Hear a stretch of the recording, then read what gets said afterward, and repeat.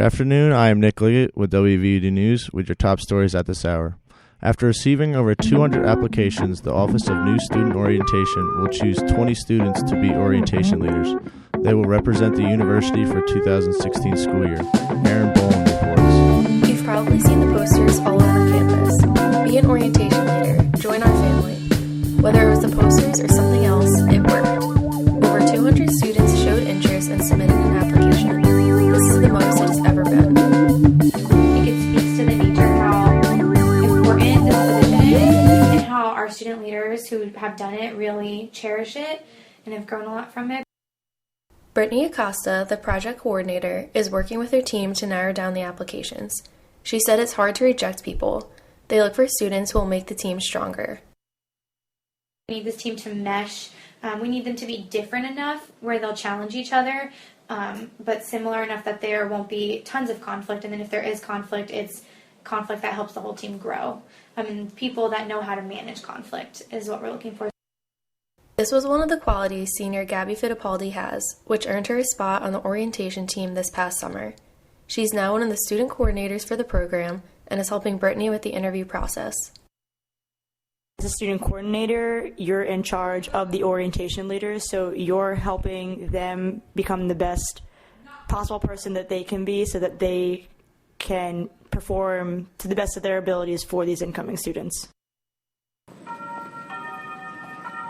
For many students, the University of Delaware feels like home, and sometimes it happens as soon as they get on campus for orientation. It's where they will spend the next 4 years making memories. Project coordinator Brittany Acosta said it's a new start for them.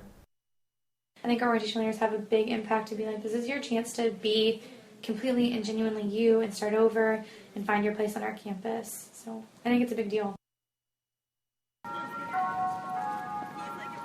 It makes a difference when freshmen and transfer students can see firsthand how their peers love the school.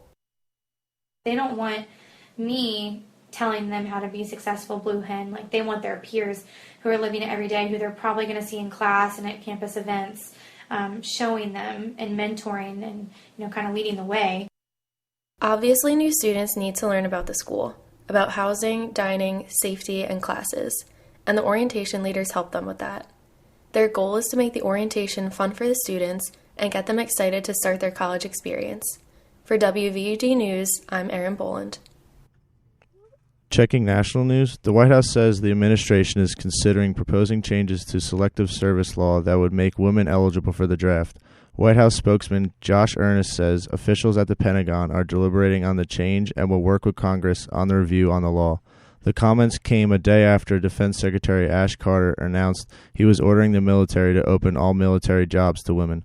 Carter previously has said he supports the review of the draft. Earnest says President Barack Obama has not expressed his personal opinion on the matter.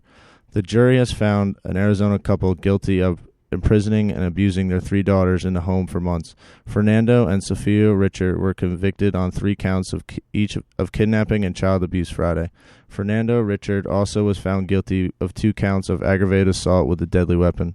Authorities say 2 of the girls escaped in November 2013 after being held captive in their room for several months. The girls were 12, 13, and 17 at the time. The defense says prosecutor didn't have enough evidence that the girls were free to roam about the house. Sophia Richard denies all the allegations. In sports, last night Blue Hens men's basketball extended their win streak to 2, leaving their home record at 3-0 by defeating South Florida 67-58. Last night's leading scorer was Corey Holden, who finished with a season-high 23 points. Continuing on a winning Thursday, the UD women's basketball team defeated the Fordham Rams 55-48 last night, making their record 4-2, and the team was led by junior Hannah Jardin, who had 15 points in the win. Weather, we finally have gotten some sun. Today's high is 49 and will drop to a chilling 32 degrees. Tomorrow, you can expect more sun with a high of 51. For WVUD News, I'm Nick Liggett.